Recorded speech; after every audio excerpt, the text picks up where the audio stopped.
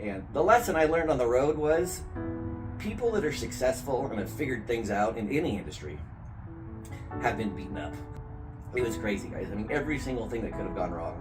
I just think back to my struggles on the road and how it actually made me a better person, though. Made me stronger, made me be able to figure things out.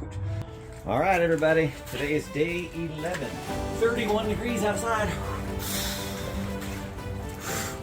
48 degrees in the water.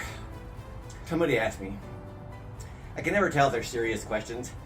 It's on the internet, you know, so who knows.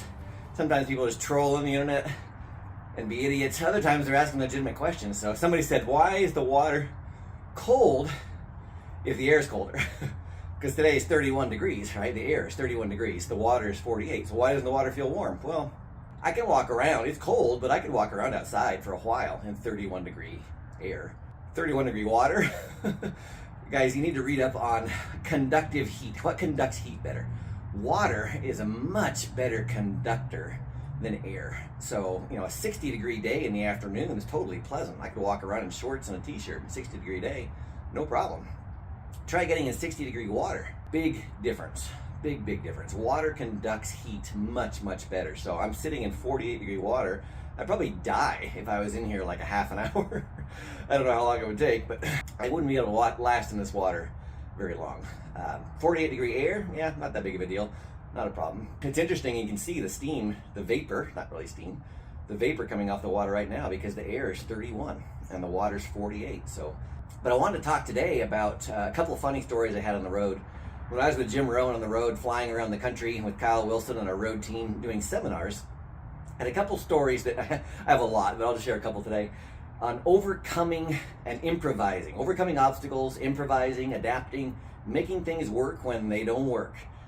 One of the very first times I flew down to Los Angeles, okay, I lived in Bend, Oregon at the time.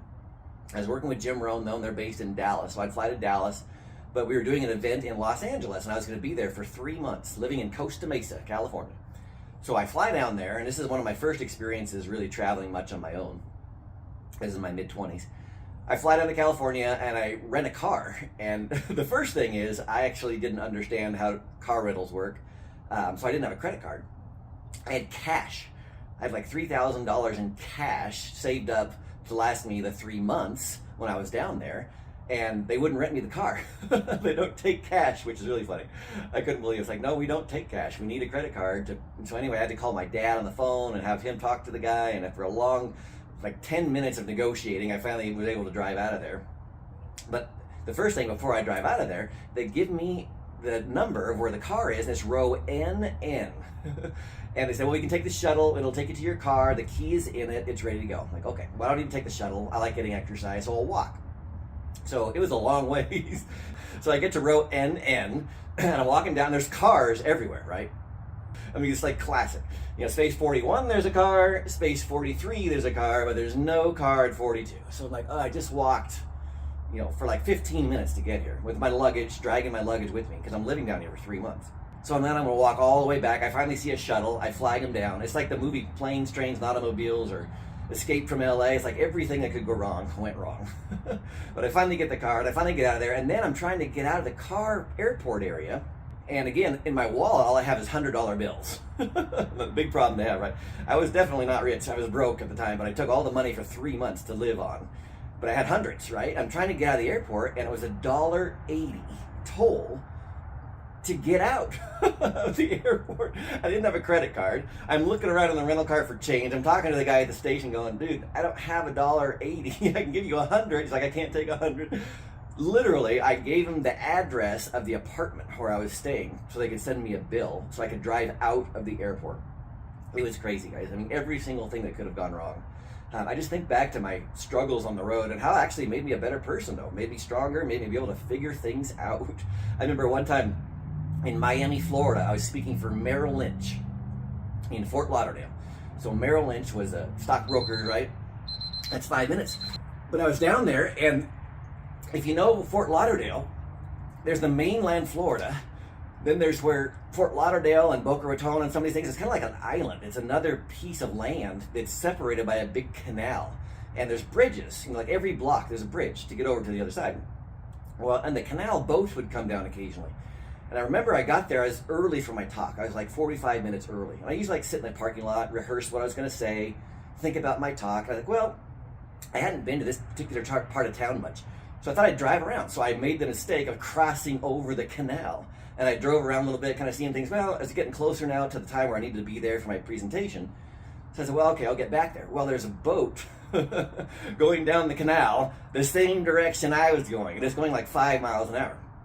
But every time I had a chance to cross over, that bridge would open and that road was closed. So then I'd wait at the light and I'd speed up to the next light and that boat would just be coming down. And it was like literally 15 minutes of this. I mean, I couldn't get over to the other side. Like, oh, I'm going to be late for my talk. And I was like almost an hour early and I was freaking out in the car.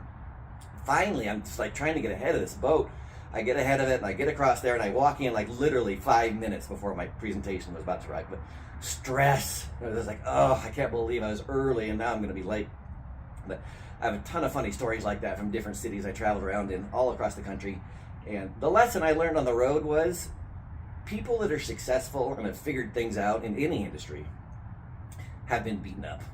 You didn't get there by accident. You didn't just luck into the fact that you sell a lot or you have a really good company and you're really successful. It's like, no, anybody who's really successful has thick skin. They have scars because they've been in battles. They've been beat up.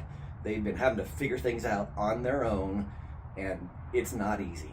But it also makes you a stronger, much more capable person.